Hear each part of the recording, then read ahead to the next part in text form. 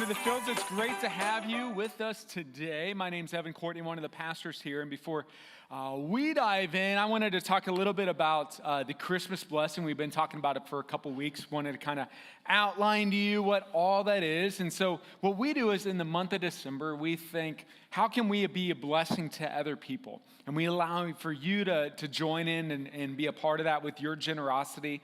And so at the Fields Church, we want to be a blessing into three categories of here at home. So church, families that attend here at the Fields. And we've got something special today for you is we're actually going to do that live on stage. And we're doing it in Charleston today. So we'll actually show you what a blessing you guys are making an impact right into somebody's life as we do that at the very end of service today.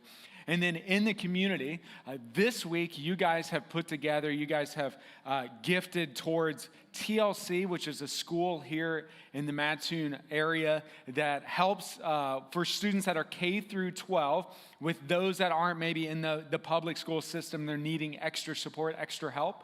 And so we're going in this week to throw a party for them, giving them gifts, doing a meal, loving on the teachers there and kind of making that a special day for them. So that's what's happening in the community. And then the blessing that you guys are being around the world is we're working with one of our partners called One Hope, which is their mission to get God's word into the hands of every child in this world.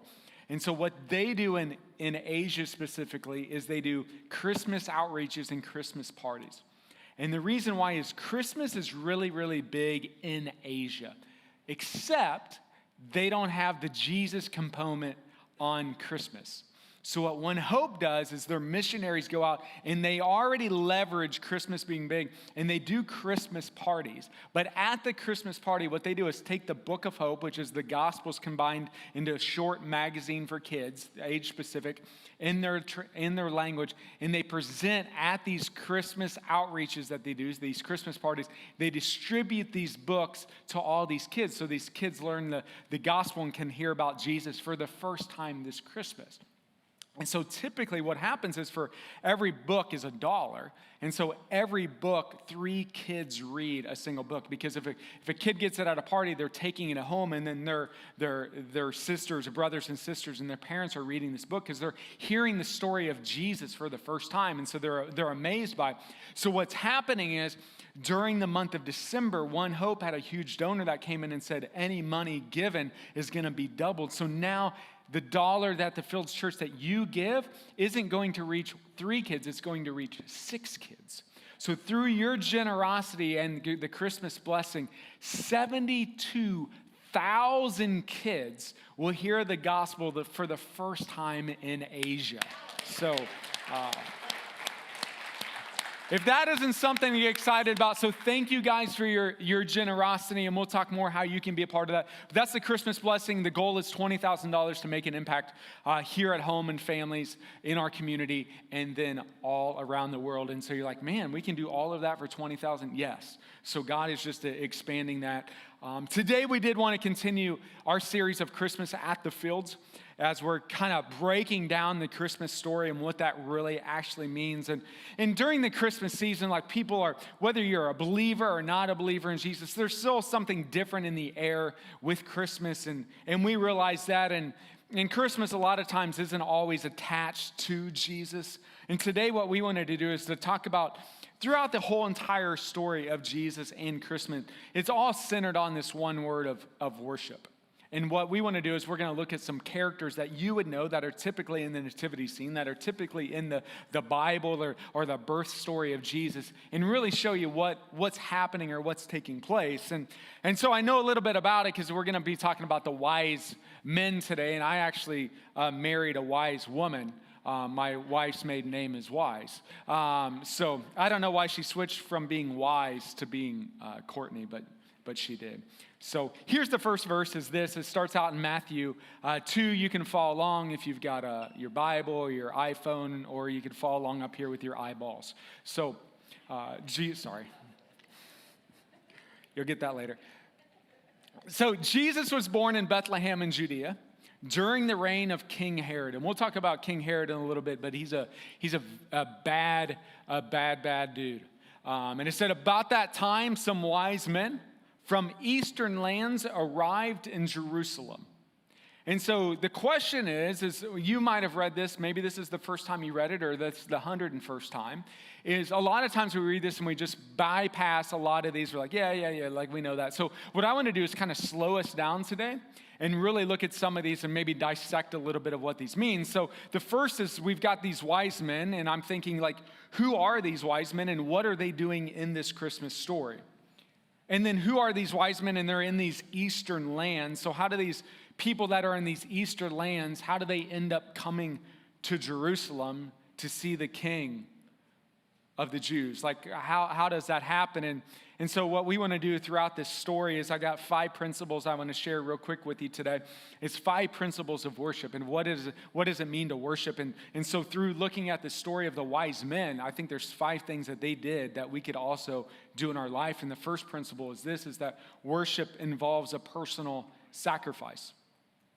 So it involves when we worship, however we worship, whether it's through singing or lifting our hands or clapping or serving or giving, however we worship to express our love and our gratitude towards our Savior, however we do that, we have to expend energy, right? We have to do some sort of movement. We have to exhaust ourselves. We have to get out of what we think is comfortable into something that's not comfortable.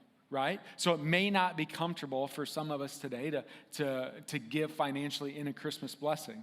You may be like, that's uncomfortable. You're right. You're having to expend energy. You're having to exhaust. You're having to choose to do this and not do this. Right? And so worship is a personal sacrifice. And so if we go back to the wise men, and so they traveled from these eastern lands. Right? And then they arrived in Jerusalem and they were asking. So what were they asking? So here's what you have to know a little bit about Jesus during this time is that he's not a baby anymore. He's not baby Jesus. He's actually, scholars believe he's 1 to 2 years old during this time. So he's not in a manger, and we're going to see that he's actually at a house now. So he's got a house, so he's not surrounded by all the animals and all the hay, and he's not laying in the manger. Like that's not happening during this time frame. And I do want to apologize right now, is because I'm going to blow up your whole nativity scene today. Okay. So you're going to go home and rearrange everything. You're like, okay, the wise men aren't there when he's a baby Jesus in the manger, and so you can put him, a couple feet off to the side because they haven't gotten there yet. We'll get into that. But so they came from these eastern lands, and so they came from east of Jerusalem. And so if you might have an understanding a little bit of the Middle East because it's in the news all the time, but it's a desert. Like, and it's mountain range. I mean, it's tough. It's a tough landscape. And so it's not just like these wise men were like around the block. They were at the 200th block and Jesus was at the 100th block. It wasn't that sort of thing. Like these are miles away. Some scholars say that the wise men lived 800 miles to the east. That's how far away they were. And it's not just around the block, but it was difficulty traveling during that time frame. Like a lot of times we think of this story and we think of the 3 wise men and they're riding 3 camels. Well, you're not riding camels of around 800 miles through mountainous desert terrain, right? So that wasn't happening. That's like middle-age legend or middle-age myth. It wasn't like dial a camel and they were there in a couple hours, right? Didn't Uber it. Like it was a long time. History tells us that actually it wasn't even 3 wise men. We think it's 3 wise men, but history tells us that the wise men are magi, magic. These people kind of dealt with this other force. These guys actually traveled in groups of 50 to 100. So it's not 3 people traveling to Jesus, and it's not around the block. So now you've got 50 to 100 people traveling 800 miles across desert and mountainous terrain to get to Jesus, to see him. And so it's just not these 50 to 100, but it's also whenever these 50 to 100 magi traveled, they actually were accompanied by 1,000 mounted cavalry That's 1,000 army guys. That's 1,000 military people would travel with them. So now it's just not like these 3 lonely guys traveling across. No, dude, like it's 13, it's 1,100 people, 50 or 100 magi and 1,000 army on top of these mounted horses, coming across the landscape. Like they're creating a storm wherever they go. Like you see 1,000 people swooping across. And so that's what's happening here. So now what you need to do, you need to go home to your nativity scene. You need to move those 3 wise men off to the side. You need to dig through your kids' toy box. You need to find 1,000 green army men. And put those with it, right? Scoot over, Mary. We got the cavalry coming in here. So this is what's happening. This is the storm. And so who are they coming for? Well, they're coming and they're asking this question. So what are they asking? I'm glad you're asking the same one, is where's the newborn king? So they show up in Jerusalem, 1,000 of them. Where's the king? Where's the newborn king? Could you imagine if 1,000 mounted cavalry came into Mattoon or Charleston or wherever, Neoga, Windsor, and they were asking for this newborn king? I mean, you would get a little nervous. And so that's what happened was they're nervous. What's going on here? Well, why did they show up in Jerusalem? Here's why, is they said, we saw his star as it rose. So what star? Well, it wasn't like this meteorite. It wasn't like Halley's Comet flying over. It wasn't, a planet. No, what was the star? The star, his star, was the glory of God. The glory of God that shined so bright that wise men 800 miles away saw it. And they saw the star, and they saw God's glory, and they said they needed to do what? They needed to worship him. This is what they did. They saw the star, and they traveled, and it took a personal sacrifice for them to get onto horses, for them to pack up horses, for them to tell their family, you know what, I'm going to travel 800 miles. This is going to take days. This is going to take weeks. 800 miles was one direction. After traveling and worshiping, they had to go back home. So it was telling their family, telling their kids, hey, we're going to be gone for weeks. It took, leaving their jobs. It took them, personal sacrifice to go and to worship the King, for them to take this journey. So worship at the core is all about personal sacrifice. It is costly. If it doesn't cost you something, it's not worship. And a lot of people miss what worship is because they'd rather be comfortable, right? A lot of people miss worship because they think they spend too much time thinking about themselves than thinking about the one that they should be worshiping. You never get to worship if we're always caught up with ourselves. And so how do we get caught up with ourselves, Evan? We get caught up with ourselves because maybe we come into a situation like this and you're like, oh, I don't like how those trees look. And I don't like the songs they play here. And I don't like the way those lights are. Why is it so dark in here? Why is it so loud in here? Why is it not loud enough? Why are they wearing that outfit? Why are they telling us to do this? And so what happens is all of those things, we're doing what? We're just looking at ourselves. And when we look at ourselves, we can't look at him. So here's my response to you is give it a rest. It's not about you. You don't have to worry about those things. You don't have to worry about the volume. You don't have to worry about the lights. You don't have to worry about if you like the songs. You don't have to worry about how the things look on the screen. That's great. You don't have to worry about that because it's not about you. It's about him, so you can actually be relaxed. You don't have to come here thinking about how you're going to get pleased because it's not about you. And so that's what the Magi did. They traveled a long way, and they understood that it wasn't about them. Now, several years ago, it might have been 10 years ago, I remember on a Christmas or on an Easter service here, and the crowd's packed, and everybody's excited, and everybody's wearing their best clothes. People that haven't been, since the Easter before here, and the place is packed out, and there's a lot of energy, and people are worshiping after God. And I remember I was in the back booth, and somebody came up to us and looked at me and goes, Evan, you need to turn off those lights, or I'm going to shove them up your bleep. This is during the middle of worship in Easter. I'm like, this is Easter. And all of a sudden what had happened was, well, it had turned internally about what they liked instead of focusing on him. So worship is a personal sacrifice. And that's what these wise men did, is they sacrificed. The second principle is this, is that worship seeks God's glory. King Herod continues on. It says, King Herod was deeply disturbed when he heard this. He was deeply disturbed when he heard what? Well, when he heard 1,000 mounted army guys showed up at his door in Jerusalem. That's what he was nervous about. That's why he was disturbed, and his knees are shaking together. You got to think, King Herod is a horrible dude. Here's what he did, is he murdered his own wife. And then not only that, he killed his own 3 sons. So when King Herod gets nervous, now all of Jerusalem gets nervous because this maniac, they don't know what he's going to do because all these mounted cavalry showed up at his door and they're asking to find out who is the king. Well, I thought I was the king. Right? And so he's nervous about this. And it says, as was everybody in Jerusalem, were also nervous because King Herod was nervous. And then it says, he calls a meeting of the leading priests and teachers of the religious law. So he gets together and he calls all the people that are working at the temple, all the religious, the scholars of that day, and he calls them together for a meeting and says, hey, I need to know about this. What's going on here? What's happening? And so at this point, Jesus is 1 or 2 years old. And here's what happens, is this.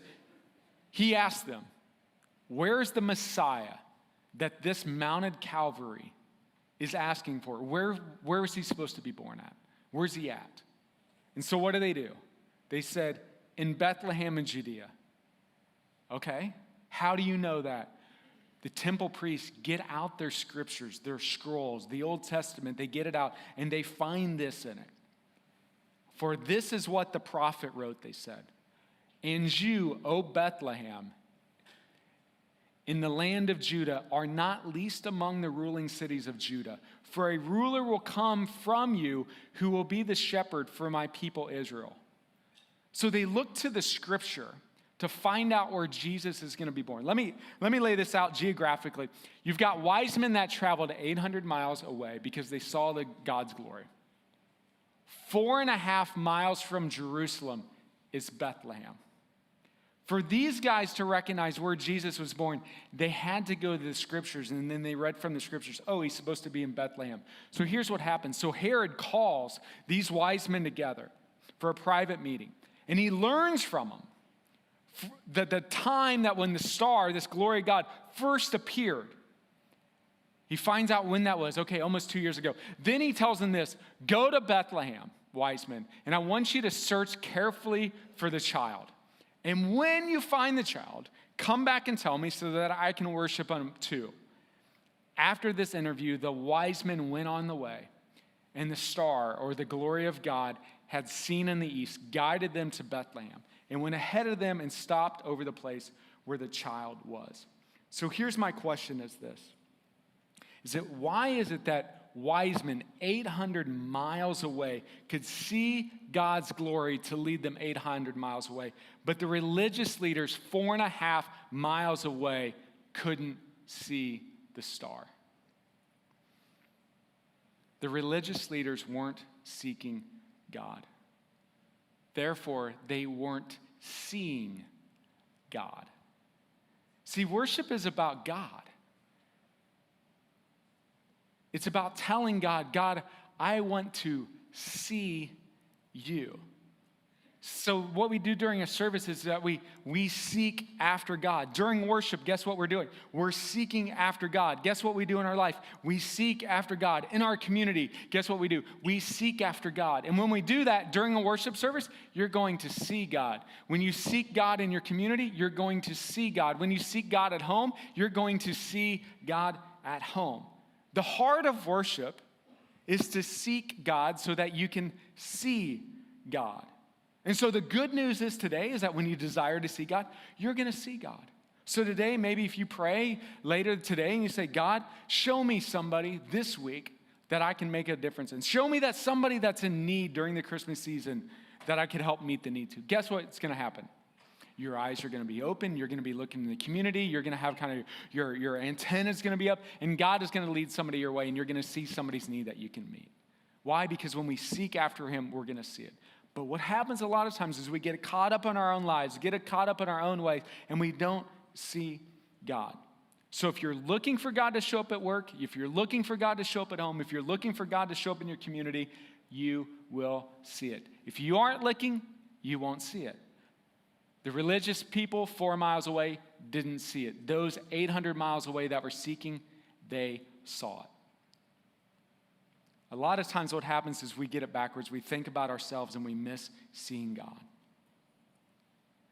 The next one is this, is that worship results in great joy. So Psalm 16 says, you fill me with joy in your presence. So God is very, very joyful. Even here at the Fields Church, we have 4 values that we want to do. We want to love God, love people, we want to pursue excellence, and we want to choose joy. We want to choose joy. It's a choice. So when God is working in you, guess what? You have joy.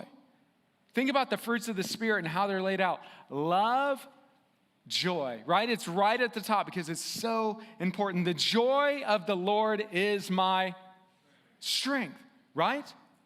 When a person is joyful, they're strong. When a person is joyful, God is at work. When a person is joyful, guess what? They're radiating. And so here's what continues to happen in the story. So they show up, and when they saw the star, what happened? When they saw God's glory, what happened? They were filled with joy. When you see God leading you, you're filled with joy because you know God's at work, because you know God is there, and it's an exciting place to be. So when you and I worship, man, we're filled with joys. And a lot of times we just have to choose joy. You walk in, you're grumpy, bad attitude, maybe you're gonna fight with your spouse on the way here, maybe you're gonna strangle your kids in the back of the car with one hand while you're driving with the other. And you show up here and you gotta say, you know what, I gotta choose joy. Like I even tell my kids, they wake up in the morning and they're grouchy in the morning before school, and I'm like, you're gonna have to choose joy.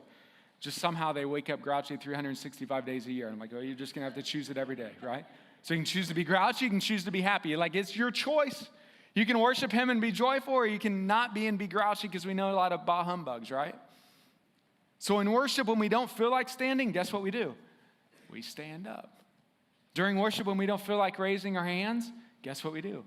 We raise our hands. When the worship leader says, hey, let's clap, and you're like, this is stupid, I'm not clapping. Guess what we do? We clap, right? That's what we do because we are choosing joy. The fourth one is this, is that worship involves giving to God. So they're filled with joy, and then after they're filled with joy, look what they do. It says they entered the house, right? They didn't enter the manger. They entered the house, and they saw the child with his mother, and so the child is 1 or 2 years old, Mary, and they bowed down, and look what they did. They worshiped him. So they fell down and they worshiped him, and so some of the most powerful people on the planet of this day, these magi that traveled 800 miles away, the first thing that they do when they see this king is they bow down before him and they fell at his feet. Worship recognizes the presence of somebody greater than ourselves. And that's what worship is just recognizing there's somebody greater than us. I'm just going to bow down. And so I don't know if you've been in the presence of somebody greater than you, or, maybe a state official, or, somebody, maybe you met some celebrity or something like that. And there was just a different awe, or a different kind of presence in that situation. And even myself, I remember I was in this is a secular context, but there was just this presence. I knew there was somebody in the building that was special. There was somebody in the building that had a lot of power, and you could just kind of sense and feel it. I was at an event, and President George Bush was there, the second George Bush, and he was at this event. It was a baseball game, and there was, tons of snipers all around this stadium that he was at. But it was just like this, when he came out and to throw the first pitch, like there was just this air, there's just this sense, there was just like this excitement in the crowd of like, wow, he's here. Can you believe he's here? Can you believe he's here? I can't believe he's here. I had to go through all this security and wait in 2 hours of line to see him, to see this guy throw this ball, But there was just this presence. And so that's what they had, was they traveled 800 miles, and there was this excitement, and then all of a sudden they get there and they just recognize there was this presence greater than themselves, and the first thing that they did was they bowed down and they worshiped him. Worship is saying, you know what, you're worthy. I give you everything. You're everything that I am.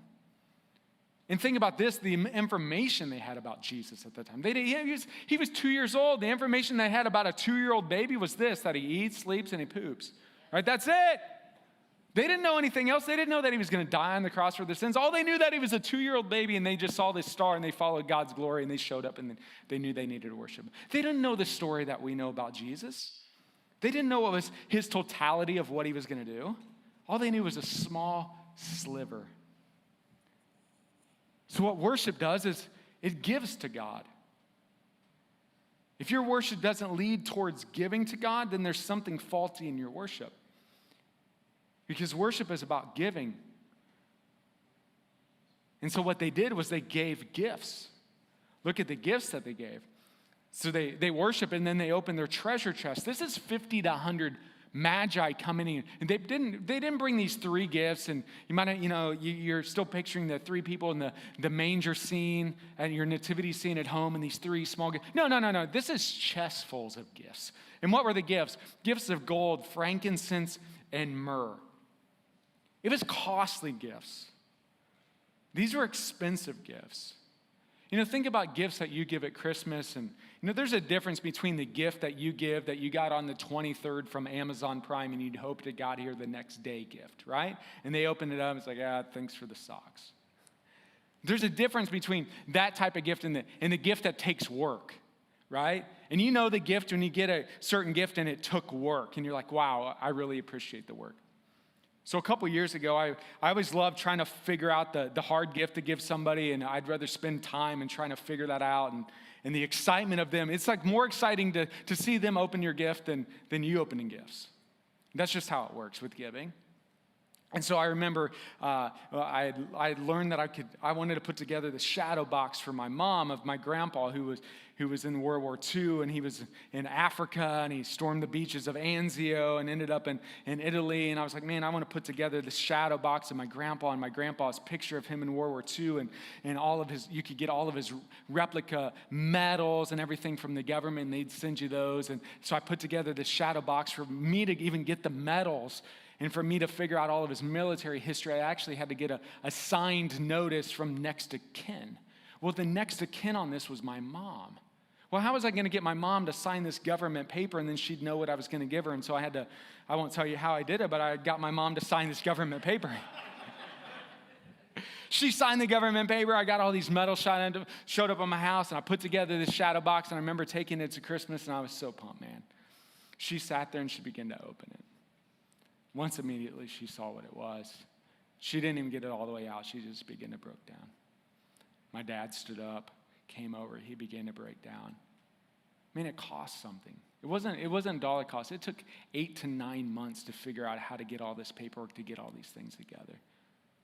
See, gifts that it means something cost something. This cost. This was a lot. This cost something. It was a sacrifice. Think about these gifts. Gifts of gold. Gifts of gold was for a king. They didn't even know these gifts they were giving were prophetic.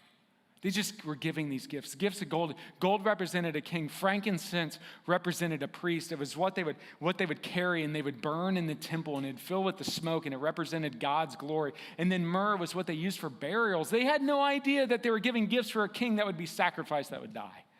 They had no idea. So here's my question to you is this: show me your prayers and I'm going to show you what happens in your life. And you show me your bank transaction, and that's where it's going to lead to your future. Right? Your gifts, the gifts that you give are prophetic to how your life are going to be. If you're a generous person, I know how your finances are going to be in the rest of your life. The gifts are also necessary. Your gifts that you give here to the Fields Church are necessary. Right? There's the necessary. We have to pay a lighting bill. We have an internet bill. We have an HVAC bill. We have staffing that want to provide meals at their home. See, those gifts are necessary. These gifts are necessary because what was going to happen here after this was King Herod was coming in. He was wiping out all of those kids under the age of 2. And what did Mary and Joseph have to do? They had to flee. They had to run. They had to move. They had to travel. To be able to travel and to move, if you've ever moved before, you know it cost money. So they were able to use these gifts that were necessary to help them to be able to get around, to be able to dodge Herod for the next couple of years. They were necessary. Gifts are costly. Gifts are necessary, but our worship involves giving. And the last one is this, is that worship changes you. Have you ever been in a situation where you're feeling crummy, you're feeling bad, you're coming in one way and then you worship and then you walk away feeling a different way? That can happen to you daily. Maybe you wake up bad and you're in a bad mood. Worship him. And what's going to happen is it's going to turn around and you're going to be able to change. Look at this.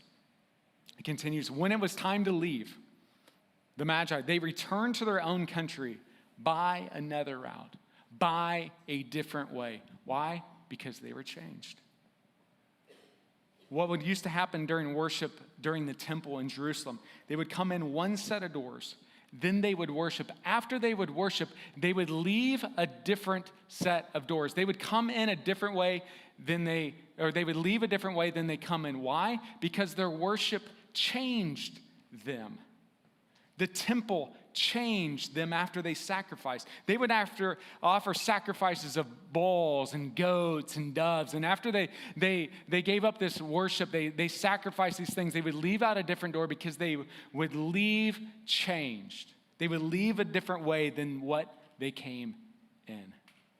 So today, because of the new covenant, we don't offer sacrifices of animals or goats or bulls. And some of you are like, I'm sure glad I didn't, because I didn't bring that today. But the Bible tells us what we offer is a sacrifice of praise. We offer a sacrifice of worship. We offer a sacrifice of our heart, of our lungs, of our giving up ourselves to him. And so what happens is you come in one way, you offer your sacrifice of praise. Lord, I worship you. Thank you for who you are. And you leave a different way. Maybe you came in carrying burdens or frustrations and you just got all this stuff. Maybe you got bills coming up and you don't know how you're going to meet them, or you got this bad health report and you don't know what to do. And so you come in with all that burden, then you come in and you worship the King and you think about him and not about those things. And then you walk away feeling different. And so you go back to work different. You go back to home different. You go back to your school different. Why? Because worship changes you. Now I realize in this type of crowd that there's some individuals in here that maybe don't have a relationship with God. And so today what you need is just to say, Evan, I can't worship something. I don't even have a relationship with God. And the great thing is that as we're talking about giving gifts, is the greatest gift that's ever been given is Jesus giving his life to you. A king that's going to make a sacrifice of dying for you, that he died for your life. And he wants you and providing you with the gift of receiving his forgiveness. And to receive that, you simply confess with your mouth and believe in your heart. And you'll be saved. Let me pray. And as I pray, you can ask him into your own heart. God, today we come to you. We thank you for you coming to this earth, for you sacrificing your life. I pray that you would change me. Forgive me for going in the opposite direction of you. Forgive me for choosing to do things selfishly. Forgive me for my sin. Come into my life.